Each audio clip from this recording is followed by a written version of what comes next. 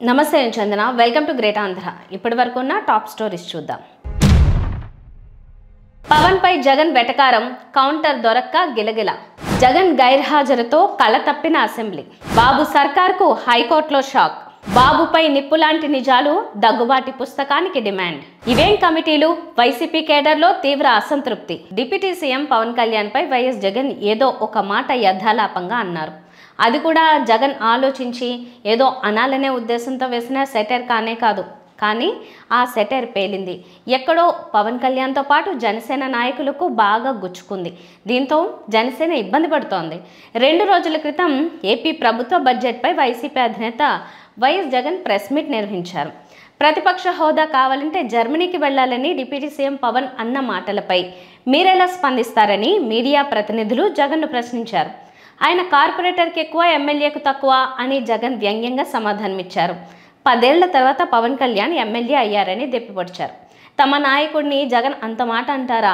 అని తటస్థ ముసుగులో ఉన్న పవన్ భక్తుడు రాజకీయ విశ్లేషకుడైన ఓ ప్రొఫెసర్తో పాటు జనసేన నాయకులు కార్యకర్తలు గింజుకుంటున్నారు అలా ఎలా అంటావని జగన్ను ప్రశ్నిస్తున్నారు అంతే తప్ప జగన్కు ధీటైన కౌంటర్ ఇవ్వడానికి వాళ్లకు ఏమీ దొరకలేదు చివరికి జనసేన నాయకులు ఎక్కడి వరకు వెళ్లారంటే పవన్ను జగన్ కించపరిచారని పోలీసులకు ఫిర్యాదు చేసేదాకా జగన్ను నిత్యం తిట్ల దండకం వల్లించే పవన్ ఆయన పార్టీ నాయకులు కార్యకర్తలకు ఆయన ఒక్క సెటైర్ విసిరితే అంత బాధ ఎందుకనే ప్రశ్న ఎదురవుతోంది పవన్తో పాటు జనసేన శ్రేణులకు పెద్ద రోగం ఏంటంటే తాము మాత్రం అందరినీ తిడతాం తమను మాత్రం ఎవరు ఏమీ అనకూడదని కోరుకోవడం అని పలువురు విమర్శిస్తున్నారు జగన్ సెటైర్ విసిరారని కాదు కానీ ఒంటరిగా పోటీ చేసి రాజకీయంగా ఈ దఫా వీర మరణం చెందడానికి సిద్ధంగా లేనని ఎన్నికలకు ముందు పవనే అన్నారు కదా ఆ మాటలోనే ఆంతర్యం అర్థం కాలేదా లేక అర్థం చేసుకోవడానికి ఆసక్తి లేదా టీడీపీతో పొత్తు పెట్టుకోకపోతే ఎన్నికల్లో తానే స్వయంగా గెలవలేనని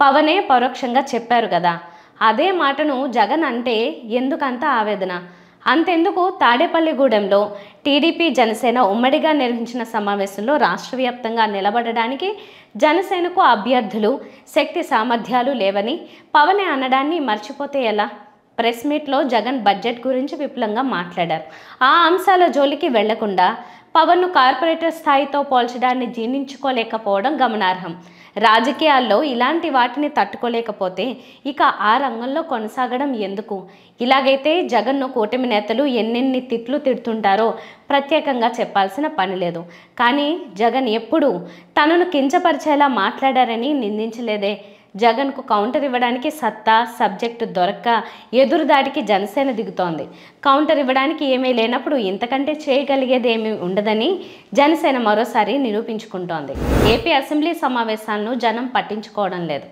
అంతో ఇంతో శాసనమండలి సమావేశాలని చూస్తున్నారు అసెంబ్లీ సమావేశాలకు వైసీపీ అధ్యక్షుడు వైఎస్ జగన్తో పాటు ఆయన పార్టీకి చెందిన ప్రజాప్రతినిధులు వెళ్లడం లేదు దీంతో అసెంబ్లీ సమావేశాలు ఆత్మస్తుతి పరనిందకే పరిమితం అయ్యాయన్న విమర్శ లేకపోలేదు గవర్నర్ ప్రసంగంతో అసెంబ్లీ బడ్జెట్ సమావేశాలు ప్రారంభమయ్యాయి ఆ రోజు జగన్తో సహా వైసీపీ సభ్యులంతా సమావేశాలకు వెళ్లారు అసెంబ్లీలో వైసీపీకి ప్రతిపక్ష హోదా ఇవ్వాలంటూ ఆ పార్టీకి చెందిన సభ్యులు గవర్నర్ ప్రసంగాన్ని అడ్డుకున్నారు అయితే వైసీపీ డిమాండ్ను పట్టించుకోలేదు దీంతో కూటమి సర్కారుకు వైసీపీకి ప్రతిపక్ష హోదా ఇచ్చే ఉద్దేశం లేదనే కారణంతో సమావేశాన్ని వైసీపీ బహిష్కరించింది అప్పటి నుంచి అసలు అసెంబ్లీ సమావేశాలు జరుగుతున్నాయనే గుర్తు కూడా ఎవరికీ లేదు అసెంబ్లీ సమావేశాల్లో ముఖ్యమంత్రి చంద్రబాబు నాయుడు ఉప ముఖ్యమంత్రి పవన్ కళ్యాణ్ను పొగడ్తలతో ముంచెత్తడం సభలో లేని జగన్ను తీవ్రస్థాయిలో తిట్టడానికే మంత్రులు కూటమి సభ్యులు పరిమితమయ్యారు పొగడ్తలు సొంత వాళ్లకే విసుగు పెట్టించేలా ఉన్నాయి ఆకాశమే హద్దుగా కూటమి మంత్రులు ఎమ్మెల్యేలు చేస్తున్న పొగడ్తలు చంద్రబాబు పవన్ కళ్యాణే సిగ్గుపడేలా ఉన్నాయి వేర్వేరు కేసుల్లో 2 వైసీపీ నేతలకు ఏపీ హైకోర్టులో భారీ ఊరట లభించింది రేషన్ బియ్యం అక్రమ తరలింపు కేసులో మాజీ మంత్రి పేర్ని నానికి అలాగే కాకినాడ సీపోర్టు వ్యవహారంలో రాజ్యసభ సభ్యుడు వైవి సుబ్బారెడ్డి తనయుడైన విక్రాంత్ రెడ్డికి ముందస్తు బెయిల్ లభించింది దీంతో కూటమి ప్రభుత్వానికి గట్టి షాక్ తగిలినట్లయింది మచిలీపట్నంలో పేర్ని నాని భార్య పేరుతో ఉన్న గోడౌన్ నుంచి రేషన్ బియ్యం మాయమయ్యాయి ఈ ఘటనకు సంబంధించి పోలీసులు కేసు నమోదు చేశారు ఈ కేసులో పేర్ని నాని భార్య జయప్రదకు గతంలోనే ముందస్తు బెయిల్ లభించింది ఇదే కేసులో గోడౌన్ మేనేజర్తో సహా మరో 3 అరెస్ట్ అయ్యారు. ఆ తర్వాత వాళ్ళంతా బెయిల్పై బయటకు వచ్చారు. అయితే రాజకీయంగా పేర్ని నాని కూటమికి ప్రధాన టార్గెట్. ఈ నేపథ్యంలో పేర్ని నాని ఆదేశాల మేరకే అక్రమాలు జరిగినట్టు మచిలీపట్నం తాలూకా పోలీసులు ఆయనపై కేసు నమోదు చేశారు. ఈ కేసులో ఆయన A6 నిందితుడు. ఎలాగైనా పేర్నిని అరెస్టు చేయాలని ప్రభుత్వం పట్టుదలతో ముందుకెళ్లింది. దీంతో ముందస్తు బెయిల్ కోసం పేర్ని నాని ఏపీ హైకోర్టును ఆశ్రయించారు. విచారణ అనంతరం తీర్పు రిజర్వ్లో ఉంచింది. ఇవాళ తీర్పు వెలువడింది. పేర్ని నానికి ముందస్తు బెయిల్ మంజూరు చేస్తూ కోర్టు తీర్పు వెలువరించింది.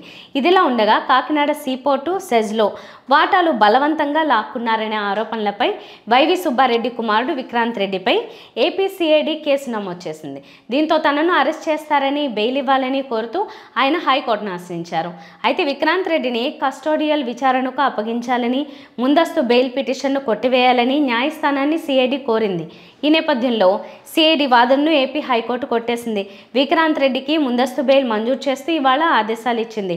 దీంతో ఇద్దరు వైసీపీ ముఖ్య నాయకులకు ఒకే రోజు ఉపశమనం లభించడం ఆ పార్టీకి గొప్ప ఊరట. ఇదే సందర్భంలో కూటమి సర్కారుకు గట్టి షాక్ అని చెప్పక తప్పదు.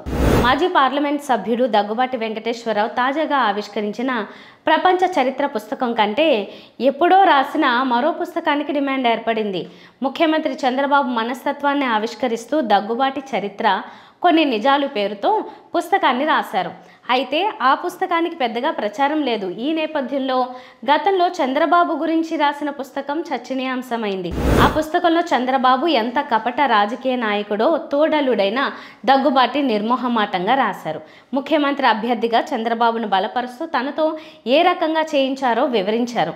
ముఖ్యమంత్రి కావడానికి గంటల తరబడి తన ఇంట్లో బాబు ఏ రకంగా వేచి చూశారు, అలాగే తన చుట్టూ ఏ రకంగా తిరిగారో ఆ పుస్తకంలో చక్కగా వివరించారు. తనను డిప్యూటీ సీఎంగా అలాగే టీడీపీ అధ్యక్షుడిగా చేస్తానని హామీ ఇచ్చిన బాబు ఆ తర్వాత కాలంలో ఏ రకంగా తుంగలో తొక్కారో బాబు గురించి పూసగుచ్చినట్టు పుస్తకంలో వివరించారు. సీఎంగా ప్రమాణ స్వీకారానికి తనను కనీసం ఆహ్వానించలేదని, దీంతో మోసపోయానని దగ్గుబాటి ఆ పుస్తకంలో వివరించారు. అలాగే బీజేపీలో ఉండగా ఒకరోజు తాను చంద్రబాబును కలవడానికి ఆయన ఇంటికి వెళ్ళగా కనీసం లోపలికి రానివ్వలేదని దగ్గుబాటి చరిత్ర కొన్ని నిజాలు పుస్తకంలో తన ఆవేదనకు అక్షర రూపం ఇచ్చారు. దగ్గుబాటి రాసిన ఆ పుస్తకం చదివితే చంద్రబాబు లాంటి వంచకుడు, మోసకారి, రాజకీయాల్లో మరొకరు ఉండరనే నిప్పులాంటి నిజాన్ని ధైర్యంగా రాశారనే విశ్లేషణలు కూడా వెలువడ్డాయి. ఇద్దరు తోడల్లుళ్ళు ఏకమైన నేపథ్యంలో ప్రపంచ చరిత్ర కంటే బాబు చరిత్ర తెలుసుకోవాలనే కుతూహలం కూటమి నేతలు, కార్యకర్తల్లో పెరిగింది. అందుకే ఆ పుస్తకానికి ఆన్లైన్లో డిమాండ్ ఏర్పడిందని అంటున్నారు. వైసీపీ అధినేత మాజీ ముఖ్యమంత్రి వైఎస్ జగన్మోహన్ రెడ్డి ఆదేశాల మేరకు పార్టీకి సంబంధించి మండల, జిల్లా, రాష్ట్ర కమిటీల ఏర్పాటు జరుగుతోంది. అయితే నియోజకవర్గాల సమన్వయకర్తలు, ఎమ్మెల్యేల సిఫార్సుల మేరకు ఈ కమిటీల్లో కార్యకర్తలు, నాయకులకు చోటు కల్పిస్తున్నారు. కానీ కమిటీలపై వైసీపీ శ్రేణుల్లో తీవ్ర అసంతృప్తి కనిపిస్తోంది. వైసీపీ ఘోర పరాజయం అయిన నేపథ్యంలో చాలా జాగ్రత్తగా కమిటీల్లో ప్రజాదరణ ఉన్న వాళ్లకు చోటు కల్పించి తద్వారా పార్టీ బలోపేతం చేయడానికి బదులు అందుకు భిన్నంగా వ్యవహారం నడుస్తోంది. ఎమ్మెల్యేలు, సమన్వయకర్తలు, కొందరు ఎంపీలు తమకు అనుకూలంగా ఉంటే చాలు, కార్యకర్తలకు తెలియాల్సిన అవసరం లేదన్నట్టుగా కొందరికి పదవులు కట్టబెట్టారనే విమర్శ వెల్లువెత్తుతోంది. ఈ విషయమై వైసీపీ ముఖ్య నాయకుల వద్ద కొందరు ఆవేదన వ్యక్తం చేస్తుండడం చర్చనీయాంశమైంది. ముందు వైసీపీని బలోపేతం చేసుకుని అధికారంలోకి తెచ్చుకుంటేనే తమకు భవిష్యత్ ఉంటుందనే స్పృహ లేకుండా ప్రవర్తిస్తున్నారనే ఆగ్రహం వ్యక్తమవుతోంది. ఇలాగైతే పార్టీ పుంజుకోవడం పక్కన పెడితే మరింత అసంతృప్తి పెరుగుతుందని, అంతో ఇంతో ప్రజాదరణ కలిగిన నాయకులు కూడా దూరమయ్యే ప్రమాదం ఉంటుందని ఆందోళన వ్యక్తం చేస్తున్నారు.